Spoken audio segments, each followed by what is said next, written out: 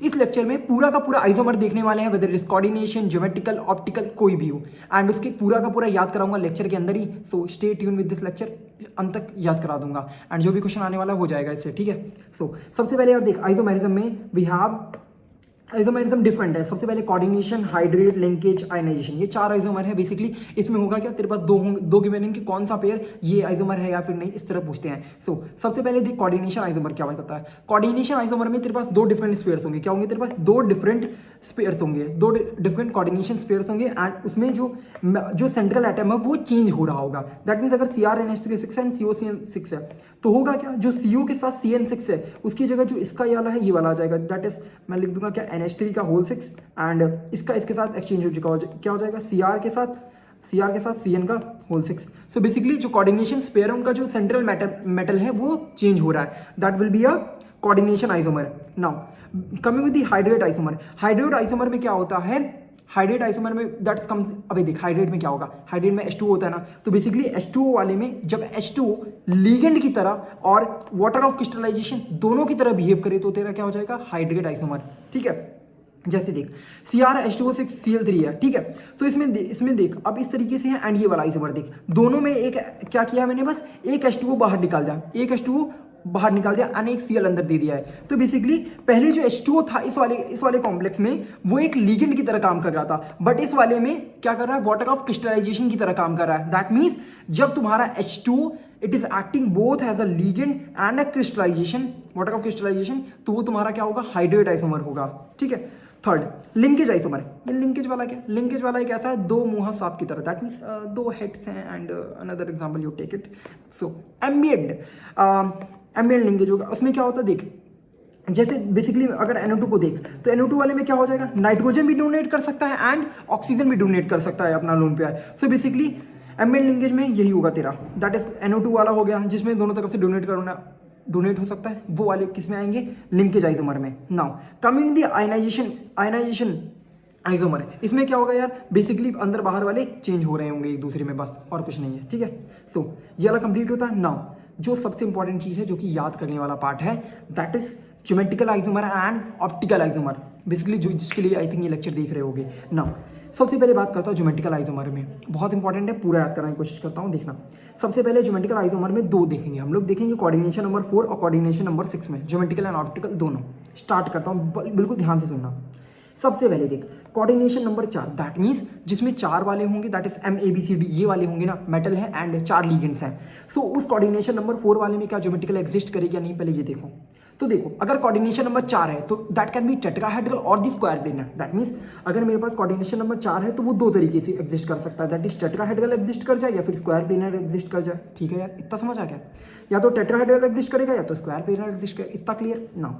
अब बेसिकली एक तरह से बिल्कुल लफड़ा हटा देता हूँ, दैट इज टेट्राहेड्रल अगर ज्योमेट्री हुई, टेट्राहेड्रल ज्योमेट्री हुई कोऑर्डिनेशन नंबर 4 में, टेट्राहेड्रल ज्योमेट्री हुई कोऑर्डिनेशन नंबर 4 में, तो तेरा क्या होगा, एग्जिस्ट ही नहीं करेगा ज्योमेट्रिकल आइसोमर। क्यों नहीं करेगा यार, जस्ट बिकॉज उसके जो बॉन्ड एंगल्स अगर तू देखेगा, जो एंगल कैलकुलेट करेगा वो चारों में सेम आ रहा होगा, दैट मीन्स एग्जिस्ट नहीं करता है, ठीक है। Now coming with the square planar, मतलब टेट्राहेड्रल में एग्जिस्ट नहीं करेगा कोऑर्डिनेशन नंबर 4 में। Now coming with the square planar, square planar में भी अब बताता हूँ, याद करना है। दैट इज देख स्क्वायर प्लेनर में क्या होगा, सबसे पहले अगर तू देख मेटल है A4 है, A4 that means A, that means तेरे को इनमें से बस इसकी पोजीशन चेंज करनी है। अगर पोजीशन एक ही चेंज करने की वजह से, अगर डिफरेंट कंपाउंड तेरे को मिल रहा है, मतलब डिफरेंट स्ट्रक्चर मिल रहा है, तो वो तेरा क्या हो जाएगा, ज्योमेट्रिकल आइसोमर में कैलकुलेट माना जाएगा। बट अगर तू ए को चाहे इस ए को किधर भी इधर इनमें से चेंज करेगा तो क्या तेरे को नया मिलेगा स्ट्रक्चर, नहीं। दैट मीन्स MA4 जो वाला है वो स्क्वायर प्लेनर ज्योमेट्री में कोऑर्डिनेशन वो ज्योमेट्रिकल आइसोमर शो नहीं करेगा। अगर A3B में बात करूँ तो क्या हो गया, जैसे देख M A3B में मतलब A एंड B, अब क्या करेगा, तो B यहाँ की जगह यहाँ कर लेता। दैट मीन्स अगर मैं कहता हूँ M A एंड B, अगर ये B यहाँ ना हो कि यहाँ होता तो क्या होता, यहाँ B कर दे यहाँ A कर दे, तो क्या डिफरेंस बना, कुछ बना डिफरेंस, नहीं।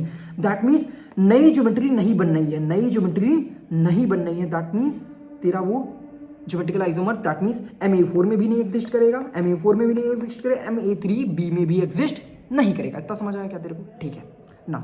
Coming with Ma2B2, that means अब देखो इसमें होता है, इसमें एग्जिस्ट करता है, दैट इज MAAB2 में एग्जिस्ट करेगा। क्यों? क्योंकि अब देख एक ये हो सकता है, एक दूसरा हो सकता है MA यहाँ हो, B यहाँ हो एंड तेरा A यहाँ पर हो एंड B यहाँ पर हो, दो तरीके के हो गए तेरे ना, तो इसमें एग्जिस्ट कर दिया। इसी तरीके से बस समझ आ गया ना, अब बस याद कराऊंगा, अब बस यहाँ से याद कराने वाला हूँ, सारे के सारे याद करो, ठीक है। अब ज़्यादा टाइम है नहीं तो याद करने वालों का शुरू करते हैं। देख सबसे इतना समझ आ गया ना।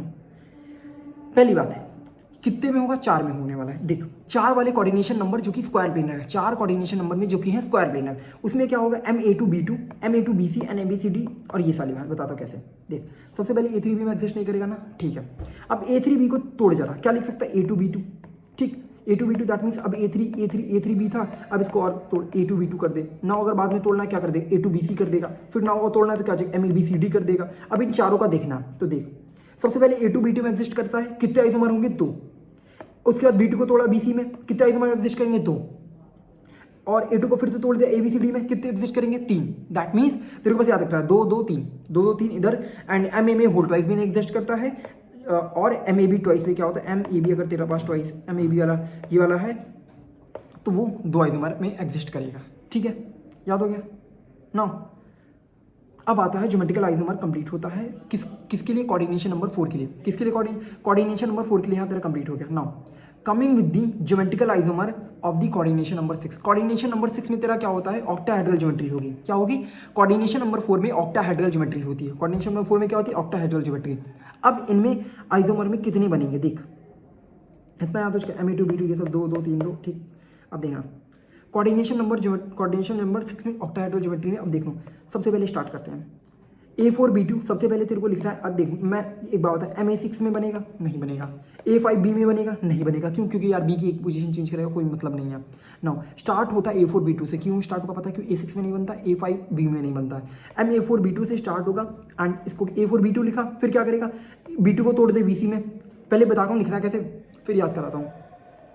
अब A4BC हो गया, अब चलो A4 को क्या लिख सकता है, A4 को सबसे पहले, अब ये A4B2 था, अब इसको A4 वाले को कम कर A3B3 लिख, अब B3 हो चुका है, B3 को B2C लिख, फिर उसके बाद B2C हो गया तो BCD लिख, फिर जैसे A3, अब तूने A3B3 में तोड़ चुका था, अब A2B2C2 में तोड़, A2B2C2 में, फिर A2B2C2 में, फिर C2 को तोड़ CD में, समझ गया पैटर्न, समझ आ रहा है। अब इतने पैटर्न में तेरे इतने यहाँ तक कॉम्प्लेक्स बन चुके हैं, देख इतने से बन गए हैं, ठीक। अब याद करना है, कैसे याद करना है, सिंपल सा है, 2 2 2 2 2 2 3 4 5 6 9 15।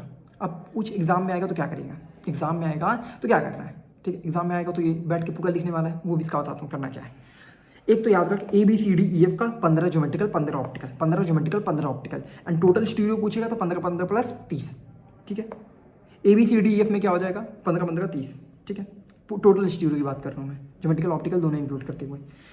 तो सबसे पहले इस 15 वाला याद रखने का एंड उसके बाद ये वाला याद करना A2B2C2 वाला, A2B2C2 5, ठीक है।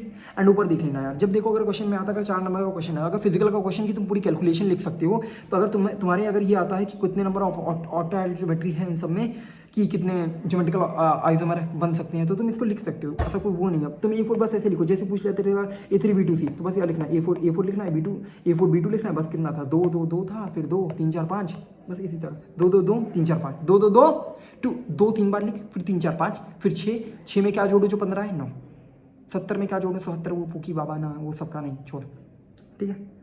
2 2 2 3 4 5 6 9 15, ठीक है, इतना हो गया ना। अब 3 और है, that is MA whole twice B2, फिर B2 को तोड़ दिया BC में एंड BC फिर MA whole AB whole thrice, जो कि 2 2 2 है, ठीक है। बेसिकली तेरे को याद रखना, अगर एग्जिस्ट करता है दैट मीन उसमें 2 होगा ज्योमेट्रिकल, इतना, ठीक ना। अब एक इंपॉर्टेंट चीज़ होती है जो कि MA3B3 के बारे में है, MA3B3 के बारे में कुछ चीज़ है दैट इज फेशियल और मैग्नेटोनियल। अब बताता हूँ है क्या। AB3 का जो MA3B3 का जब तू स्ट्रक्चर देखेगा तो उसमें इस तरीके की चीज़ होती है, दैट इज A3B3 जब बनाएगा ना, तो एक चीज़ होगी, अगर जो 3 डिफरेंट ए तेरे 3 जो ए हैं, अगर वो एक ही प्लेन में एग्जिस्ट करते हैं, 3 जो तेरे ए हैं अगर एक ही प्लेन में एग्जिस्ट करेंगे तो उसको कहते हैं मैग्नेटोनियल। क्या कहते हैं, मैग्नेटोनियल। मैग्नेटोनियल यार अगर एक ही साथ रहते हैं ना, फैमिली में एक ही साथ सब लोग रहते हैं ना, तो वो मैरी वाली फीलिंग नहीं आता। हाँ अच्छा छोड़, अगर एक साथ रहते हैं दैट मीन्स मैरी हो चुकी है, शादी हो चुकी है, मैरी, ठीक है। इफ़ दे हैव मैरिड तो साथ में क्या करें, दैट मीन एक प्लेन में है, एक ही छत के नीचे है, तो वो मेगाडेनल है। एंड अगर डिफरेंट प्लेन्स में है तो उसे कहेंगे फेशियल। क्या कहेंगे, फेशियल। डिफरेंट प्लेन्स में मतलब डिफरेंट एक नीचे रह रहा है, एक ऊपर रह रहा है, तो एक दूसरे को शक्ल दिखाना बनता नहीं है, तो दैट इज फेशियल। मतलब MA3B3 की बात जब मैं करता हूँ तो उसमें जो दो ज्योमेट्रिकल आइसोमर बनते हैं, दैट इज एक उसमें से फेशियल होता है, एक मेगाडेनल होता है। मेगाडेनल मतलब सेम प्लेन में बनना होगा, फेशियल मतलब दो डिफरेंट प्लेन्स में बनना है, ठीक है। Now coming with the optical isomer. Optical isomer में भी किसी तरह ऑप्टिकल आइसोमर इन्हीं स्ट्रक्चर का तुम्हें ऑप्टिकल आइसोमर भी याद करना है, जैसे 2 2 2 था, 3 4 5 6 9 15, उसी तरीके से ये है 4 बार 0 1 1 2 6 15, 4 बार 0 1 1 2 6 15, 4 बार 0 1 1 2 6 15, ठीक है। 15 वाला याद रखना है, ABCDEF वाले में 15 होता है, एंड दैट इज ठीक। एंड एक और चीज़, एक आग्नेय पॉइंट। अब ये आग्नेय पॉइंट क्या है, देखिए होल्ड वाइज की बात करता हूँ, दैट इज कौन सा वाले की बात कर रहा हूँ यार मैं, MAA ऑथराइज की बात करता हूँ। This does not exhibit geometrical isomer, question आएगा। मतलब MAE3 वाला तेरा ज्योमेट्रिकल आइसोमर एग्जिबिट नहीं करता बट ऑप्टिकल एग्जिबिट करता है, ये चीज़ याद रखे रहना। ज्योमेट्रिकल एग्जिबिट नहीं करता बट ऑप्टिकल एग्जिबिट करता है, दैट्स इट, ये पॉइंट याद रखे रहना है, ठीक है। सो दैट वाज इतना, ठीक है।